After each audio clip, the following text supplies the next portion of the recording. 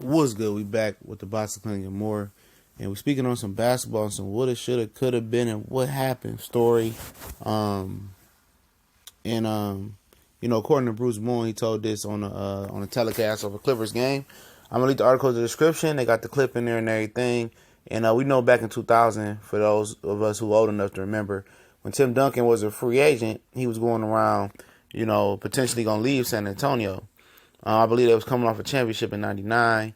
Probably didn't want to be in San Antonio no more. He was looking at Chicago. We heard the stories with that. We were almost signed to Chicago. But ultimately going back to San Antonio. But the one story we didn't hear was the one that Bruce Bowen told. Former San Antonio Spur, small forward. He said that Tim Duncan went down to Orlando to potentially make a big three with T-Mac and Grant Hill, who really never got healthy in Orlando. It was a good move by Tim Duncan on that point. But him and T-Mac, looking at hindsight now, would have been a good 1-2 punch. Probably would help T-Mac get over a few hurdles. But he went down there and spoke with Doc Rivers. Everything went good.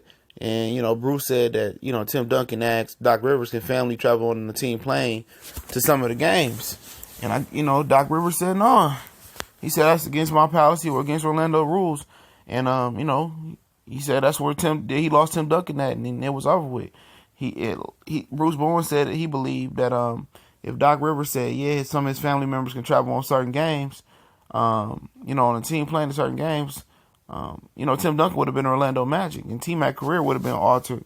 That goes up there. This story goes up there with the Carmelo Anthony story as well. If he would have got drafted by Detroit, I believe people would look at him in a different light because you got a ring and he would have learned how to win. But how dumb is Doc Rivers? I mean, you could have went to management and be like, we need this guy. Change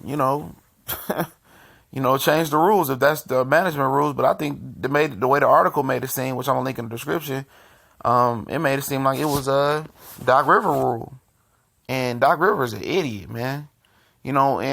Just solely off that, to get the star that caliber, your career could have been different. Your career is defined by KG and Ray Allen coming to Boston, and you have done really nothing outside of that. You didn't win in Orlando, you didn't win in LA with the team you had there. You didn't win. You didn't win nowhere else. Period. And I remember he got let go or whatever happened in Orlando, and he went to doing TV for a minute.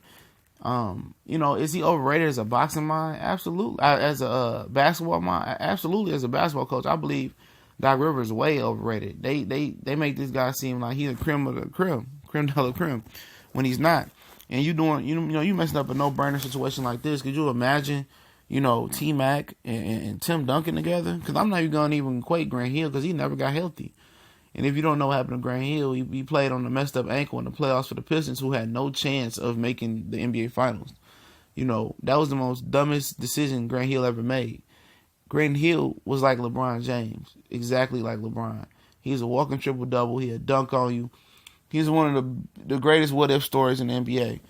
People talk about Brandon Roy, they talk about Greg Oldham, they talk about Penny Hardaway, and lost in the shuffle, they forget to talk about Grant Hill.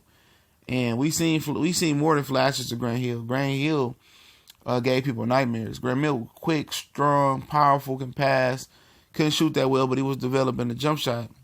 And if by some miracle way he'd have got healthy, him and T-Mac would have been a problem, a legit problem out there. And you threw Tim Duncan in that they probably would have got a championship or two. But at the end of the day, Doc Rivers is stupid enough not to let, Tim Duncan family found the team playing. People, the players would have understood, to get a talent, a guy that talent. And at the time, he was still talented. He wasn't the legendary Tim Duncan that he goes to be, but physically, he was younger. He was talented. That was coming off a championship in San Antonio in the lockout year.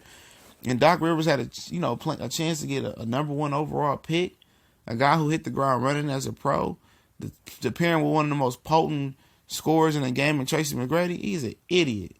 You was a dummy in my high Clinton Davis voice, But Doc, he ain't the smartest one in the thing though, man. Doing this, and it's funny all these years that came out later. But Bruce Bowen, he always got the stories. I see Steven Jackson talking about a story with him and Tim Duncan, when paintballing after Popovich told him right before camp on ESPN. And good stories, good what ifs, shoulda, coulda, been. But Doc Rivers didn't want to. He didn't want to do the right thing.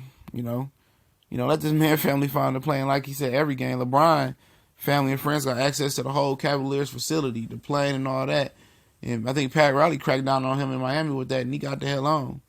So, I mean, Orlando fans, I'll be mad in the mug right here, but it is what it is. We gone.